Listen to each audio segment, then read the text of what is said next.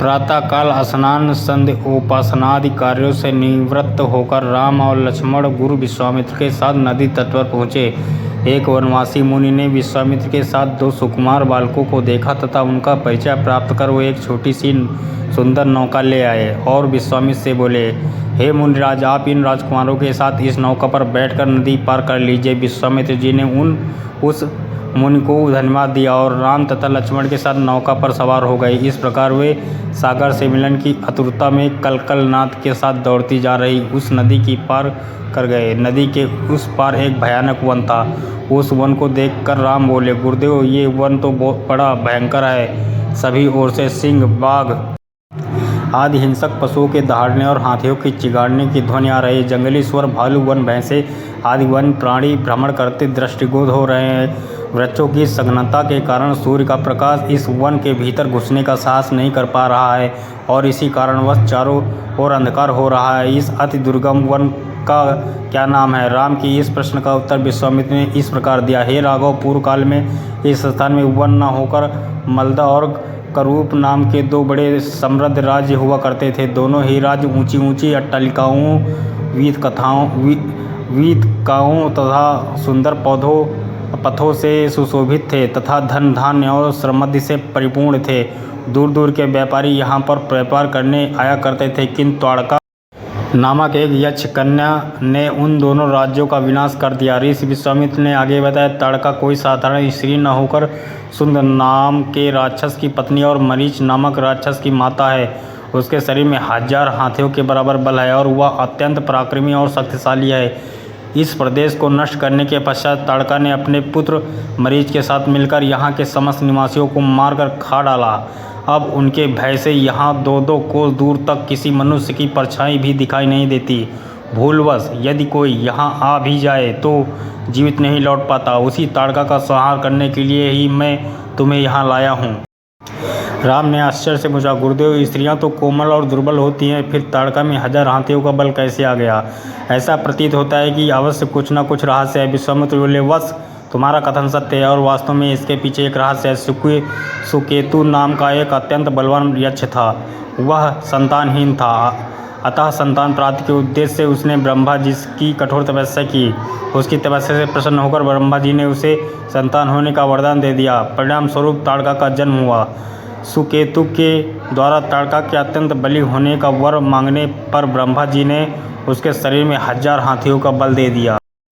विवाह योग्य आयु होने पर सुकेतु ने ताड़का का विवाह सुंद नामक राक्षस से कर दिया और उससे मरीच का जन्म हुआ। मरीच भी अपनी माता के समान बलवान और पराक्रमी था। वह सुंद राक्षस का पुत्र होकर भी स्वयं राक्षस नहीं था, किंतु बाल्यकाल में वह बहुत उपद्रवी था। ऋषि मुनियों को अकारण कष्ट दिया करता था। उसके उपद्रव से त्रस्त होकर एक दिन अगस्त्य मुनि ने उसे राक्षस हो जाने का शाप दे दिया। अपने पुत्र के राक्षस गति प्राप्त हो जाने से सुंद अत्यंत क्रोधित हो गया और अगस्त्य ऋषि को मारने दौड़ा। इस पर अगस्त्य ऋषि ने शाप देकर सुंद को तत्काल भस्म कर दिया। अपने पति की मृत्यु का बदला लेने के लिए ताड़का भी अगस्त्य ऋषि पर झपटी। इस पर अगस्त्य ऋषि ने शाप देकर ताड़का के सौंदर्य को नष्ट कर दिया और वह अत्यंत कुरूप हो गई। अपनी कुपूरता को देखकर और अपने पति की मृत्यु का बदला लेने के लिए ताड़का ने अगस्त्य मुनि के आश्रम को नष्ट करने का संकल्प किया था। हे राम, मैं तुम्हें आज्ञा देता हूँ कि तुम ताड़का का वध करो। तुम्हारे अतिरिक्त इसका वध कोई भी नहीं कर सकता। अपने मन से ये विचार निकाल दो कि ये स्त्री है और स्त्री का वध मैं कैसे करूँ। स्त्री के रूप में ये एक घोर पाप है और पाप को नष्ट करने में कोई पाप नहीं होता। समस्त संशयों को त्याग कर अब मेरी आज्ञा से तुम इस पापनी का संहार कर दो।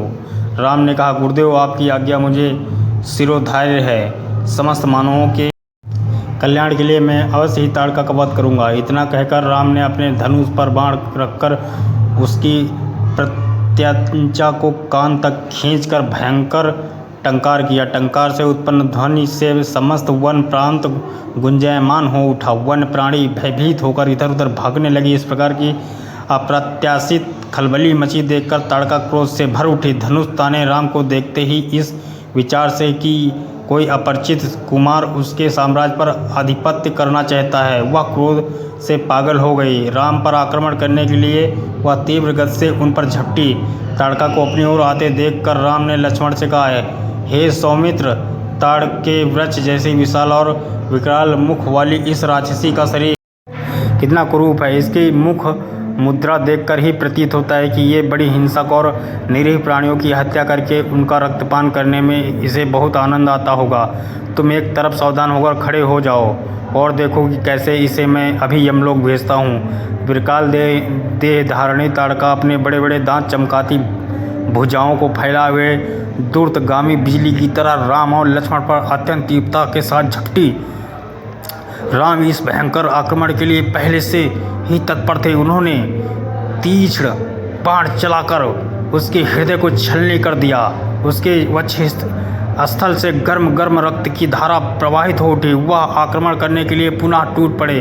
इससे पूर्व ही राम ने एक और बाण चला दिया जो सीधे उसके वक्ष में जाकर लगा। वह पीड़ा से चीखती हुई चक्कर खाकर भूमि पर गिर पड़ी और अगले ही क्षण उसके प्राण पखेरु उड़ गए। राम के इस रण कौशल और ताड़का की मदद से ऋषि विश्वामित्र अत्यंत प्रसन्न हुए। उनके मुख से रामचंद्र के लिए आशीर्वचन निकलने लगे।